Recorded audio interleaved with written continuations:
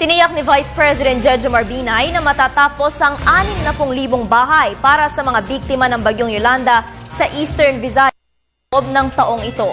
Para sa detalye, balitaan mo kami, Noel Perfecto. Tiniyak ni Vice President Jejomar Binay na matatapos sa takdang panahon ang 60,000 permanent resettlement houses na isinasagawa ng National Housing Authority para sa mga pamilyang naapektuhan ng bagyong si Yolanda kamakailan. Ayon sa pangalawang Pangulo, sisiguruhin ng NHA na matatapos lahat ng mga 60,000 na permanenteng paglilipatan na bahay bago pa man matapos ang taong 2014. 60,000 for late summer. How do we decide, sir? Sino? May listahan naman ng DSWD. Yung mga nasalanta. Tuloy-tuloy yan. Permanent houses na yan.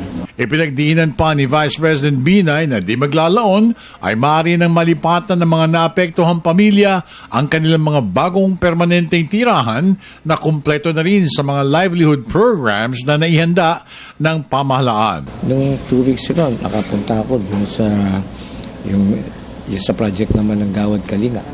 Gawad Kalinga at saka NHA at saka ibang agencies. Mga 200 units yata yun sa Tanawan. No? Para sa Telebisyon ng Bayan, ako naman si Noel Perfect.